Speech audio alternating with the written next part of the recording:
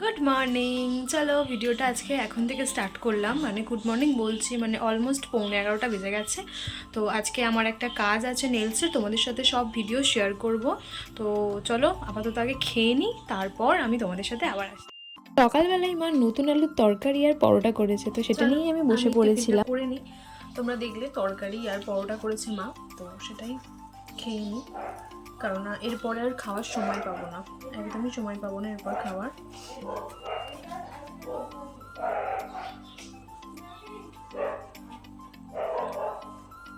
আমার টিফিন করা হয়ে গেছে, একটু জল টল খেয়ে নিলাম, তারপর আমার একটা ওষুধ আছে আবার, সেটাও আমাকে খেতে হবে। আর কি জানো তো, নেলের কাজ থাকলে না আমার সব কিছুতেই মনে হয় ভীষণ তাড়াতাড়ি করতে হবে, আসলে নেলের কাজ।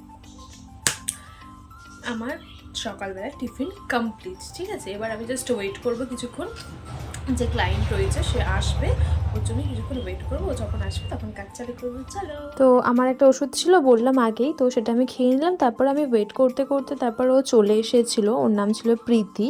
ও একটা ব্রাউনের উপর একটা নেলস সিলেক্ট করেছিল করবে বলে, তো আমি প্রথমেই নেলটাকে ভালো করে ফাইল করছিলাম।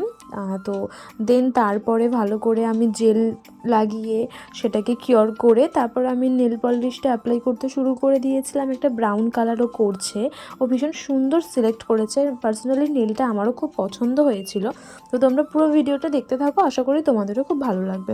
তো নেলে ফার্স্ট কোট নেল পলিশটা দিয়ে আমি ওমরে এফেক্ট দিচ্ছিলাম, দেওয়ার পরে আবার তো ওটা কিওর করে এরকমভাবে 3বার আমাদেরকে ওমরে করার জন্য 3বার নেল পলিশটা অ্যাপ্লাই করতে হবে। তো ফাইনাল লুকটা তোমরা দেখো কেমন লাগছে, তো তোমরা অবশ্যই দেখে জানিও কেমন হয়েছে। আর জাস্ট এই অবস্থাটা ভীষণ কষ্ট হয়, নীল করে যাওয়ার পরে আমার অবস্থাটা খুব খারাপ হয়ে যায়। একটুখানি সুন্দর করে ফ্রেশ হয়ে স্নান টান করে এসে আবার তোমাদের সাথে দেখা হবে। চলো ততক্ষণের জন্য টাটা। স্নান টান করে চলে এসেছি ফার্স্টেই। আর আমি যে গলায় একটা গামছা নিয়ে আছি, প্লিজ এটা নিয়ে তোমরা কেউ কিছু ভেবো না। স্নান করার পরে আমার একটা হ্যাবিট হয়ে গেছে গামছাটা একটুখানি ওড়নার মতো দিয়ে রাখতে। তারপরে আজকে ভাত, একটা শাকের ঘন্ট হয়েছিল, তো পালং শাকের, এটা আমার খেতে খুব ভালো লাগে। আমি ঠাম্মা বাপি সবাই খেতে বসে পড়েছিলাম।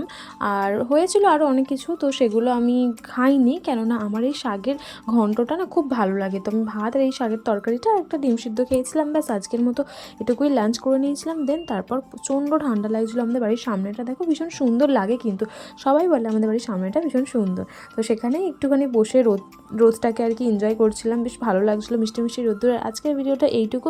প্লিজ যারা নতুন আছো তারা একটু সাবস্ক্রাইব করে দিও।